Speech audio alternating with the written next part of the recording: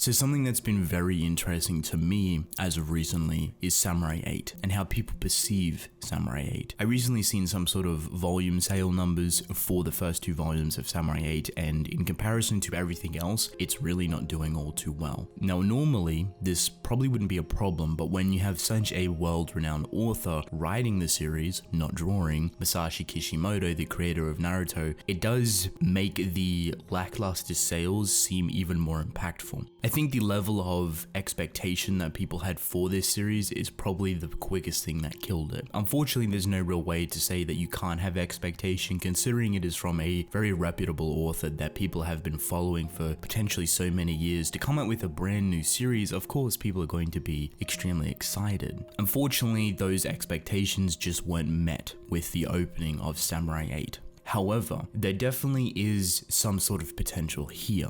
I don't know how long it will take for Kishimoto to get into an extremely comfortable groove, but at the moment, in terms of the most recent chapters, there seems to be a lot of progress at hand. I went ahead and read the whole thing because I really wanted to see why people were disconnecting with it and why people weren't feeling it, and I can very well see the majority of the argument here, but I can definitely see the underlying potential for it with a bit of time and a bit of understanding and a bit of growth on both of their behalves and working with one another, both author and artist. The story of Samurai 8 is extremely convoluted at first. It's an extremely futuristic story, and your main character is a disabled boy. And when I say disabled boy, I mean someone that is connected to tubes 24/7, has never left his house, extremely fragile, and has a lot of health issues. This is something that's completely swept under the rug and kind of devalues the importance of that disabled nature when some certain situations happen that turn the main character from a disabled boy into a beaming samurai. Now, a lot of this stuff makes sense within the context of how it goes about explaining it, that I don't really have a problem with that. What I do have a problem with is more so using this disabled nature as a staple of Hachimaru's character, which is something that's 20 chapters in, almost completely forgotten already, but I'll expand a little bit more on that later on. So now that the main character is a beaming samurai, he has a master with him that's going to teach him about the samurai ways. Hachimaru is kind of free to the world. He's going out for the first time, he's meeting different people, come to find out a lot of information on how the abilities work, what the world is about, some massive characters, some big hitters within the story, and basically the 2 different boxes that either destroy the galaxy or create the galaxy or make it flourish, whatever you want to call it. To open those boxes, there has to be 7 different keys. That's pretty much the overall general consensus for the story.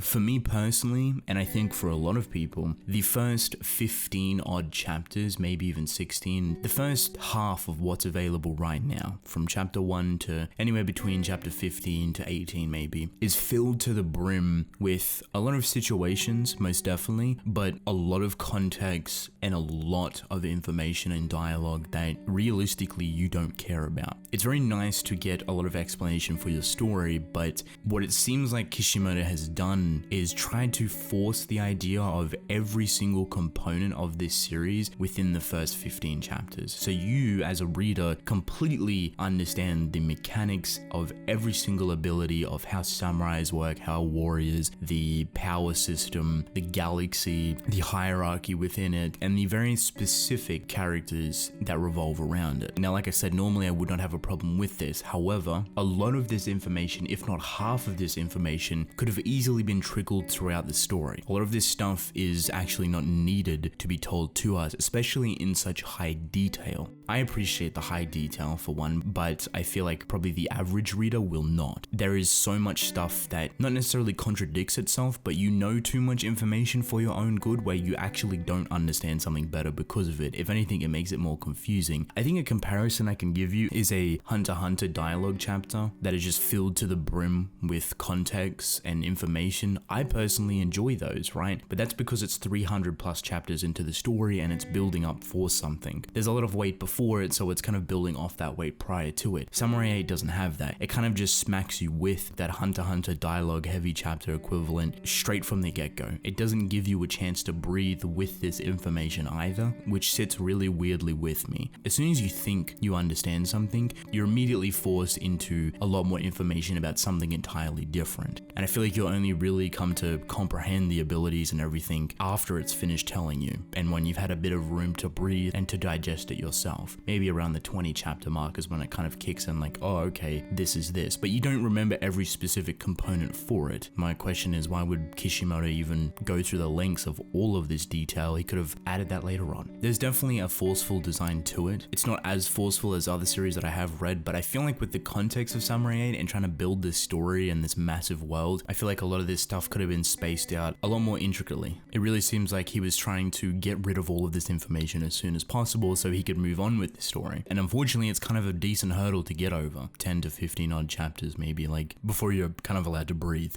Honestly, that's kind of one of, if not the biggest issue that the story has at the moment. Over explaining itself to extreme details that you will not remember. It's nice to have a very clear picture, but because the picture is so cleared and backed with so much information, it actually clutters the entire picture. There's a couple of things that connect with this that I also feel kind of oddly about, and it's the usage of 3 specific characters: Hachimaru, a transgender character, and Anne. These 3 characters have some sort of thing stitched to them. So Hachimaru specifically was obviously a disabled boy, and he becomes a samurai and is able to leave his home, which is a really nice thing. However, throughout the story, it really doesn't do all too much of a good job trying to capture the hardships of what Hachimaru went through. I think the only real problem you ever see him have is that he can't really walk properly at the beginning of the story, and that he couldn't sleep properly with the tubes in his back. You understand it, you can build the idea in your head for yourself, but the importance of how that develops Hachimaru's character is very minimalistic. It's almost like it wasn't needed at all, because by 20 chapters in, it's kind of completely irrelevant, and his character has changed to such a massive degree in such a short amount of time where it almost seems fickle. He actually flip-flops quite a bit for the most part. In between there, chapter 10 to maybe chapter 18, I didn't really know what Kishimoto was going for with Hachimaru's character. He was so back and forth with being this prior personality and then being this new personality, and I was kind of questioning whether or not he would just kind of stick with one, or if he was always going to make Hachimaru a kind of flip-floppy character. It's definitely odd that all of this is contextualized by the fact that he was disabled, which honestly doesn't really have the impact that I think it deserves. I feel like if maybe a little bit more time was spent on that and everything was paced out a little bit more nicely, then the impact of him becoming a samurai and being set free from his home would have been a lot more heavy, a lot more weighty, a lot more impact, but it seems like they really just wanted to beam through it and rush through it as quick as possible. This other character that is transgender honestly just feels like they're transgender for the sake of it, which I feel like is kind of really disrespectful. I don't think that's what Kishimoto is going for. I don't think he would ever try and disrespect people that are transgender or anything along those lines, but I feel like the way he used it and the way he implemented it was very tacky and completely useless. It was something that had no continued importance to it whatsoever. It kind of came off as a big surprise to Hachimaru, but then it was swept under the rug. The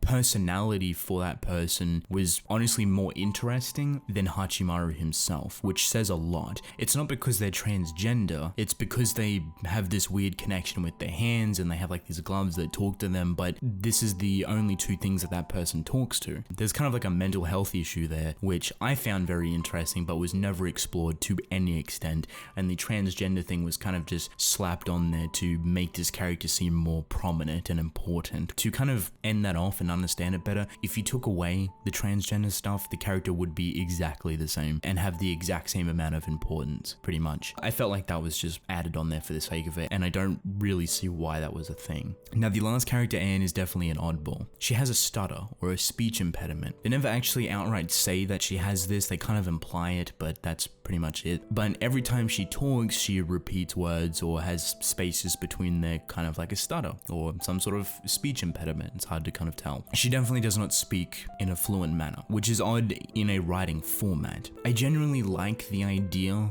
of giving this character a speech impediment, but at the same time, just like the other specific issues, it really feels like it's just tacked on to be more diverse. There's no reason for Anne to really have a speech impediment. If anything, I feel like it would have been more impactful for her to to be a mute, which honestly wouldn't mash well with the early story, but later on would be extremely impactful. You get a bit of a backstory and get some sort of context on why she has some sort of speech impediment, but if she was a mute, let's just say because of her backstory, it would have been 10 times more impactful, if not the more appropriate way to go. And honestly, it just comes off as kind of a hindrance to read. It's not impossible to read, but it starts to become extremely repetitive the more spaced out it becomes, or the more anxious she becomes. It is one way to show emotion, most definitely, obviously through the text and how kind of broken up it could get. So like the more broken up it gets, the more anxious and nervous she is, but the more fluent it is, the more comfortable she obviously is. So a good way to kind of portray emotions to that extent. However, when it's a constant thing in her dialogue, it's so repetitive, and the way they break it up is really odd in the bubbles. I feel like I'm arguing on semantics or like really specific things, but I think it kind of adds to the overall enjoyment of reading it. If you can't enjoy reading the dialogue, or it's you have to stop and start or this or that, it really takes you out of the story. I think I could give Anne literally a pass just because it doesn't seem as tacked on, and you could use her speech impediment for a lot of different things to portray her emotions, but the other two definitely don't care about. The transgender thing just really doesn't sit well with me. It just seems so fickle, and the flip-floppy nature of Hachimaru in finding quote-unquote his character and what he believes in is really poorly contextualized by his quote-unquote disabled nature. It's something that I feel like could have had so much more weight and impact to it, and so much more detail shown for it, so it could have been so much more liberating at the end. Even though I have talked about all of these things that I have pretty prominent issues with, and I feel like really do bring down the enjoyment of reading the story, there is potential here. The most recent chapters, maybe like the most recent 3 to 6 maybe, have actually kind of set themselves in a groove extremely well. It's not groundbreaking, it's not something extremely extraordinary or out of the norm or this or that. It's not going to give you a revolutionary story that you've probably never read before, this or that. It does have swords, it does have very weird abilities at times too, and very interesting characters to say the least that come off very bland when they're introduced, but do have a little bit of weight behind them. They've definitely put themselves on a decent track, and I think with time and with a bit more thought process behind it and really planning on how they want to showcase things, this story could grow into something not extremely massive, Goliath worthy in terms of competing with some of the biggest stuff today, but it definitely could be an enjoyable series that people could come back to. Just at the moment, it's kind of kicking off that nature for it. 5 decent or good chapters is not going to be enough for people to come back and read the whole opening sequence, which is just filled to the brim with dialogue and way too much information. So I think give it time. Give it time to grow, give it time to breathe, and hopefully Kishimoto can show people that even though the beginning of the story was an extremely rocky start, even though the sales aren't doing all too well, he can well and truly write a different story. He takes a lot of homage from Naruto, that's for sure, which is an obvious thing because he wrote that for so many years. However, I feel like he's really trying to branch out from this, because I feel like he does face the same issues from Naruto within Samurai 8, so it seems like he's trying to stretch out a lot more and just kind of avoid it completely and write in a style that is something he's comfortable with, but still something he's learning. They do definitely overlap at parts. I think there's definitely potential here. It's just going to take some time to discover it. Hopefully one day that does happen. I'm always open to reading it again or catching up to it or this or that. So we'll see how it goes. So with that being said, that is basically it. Let me know how you guys feel about Samurai 8. It's not doing all too well in terms of sales, but are you enjoying it? Are you not enjoying it? Do you absolutely hate it? Let me know how you feel. I'd love to hear your thoughts. But I'm actually going to end the video off here. I hope you guys enjoyed, and I will see you in the next one. Goodbye.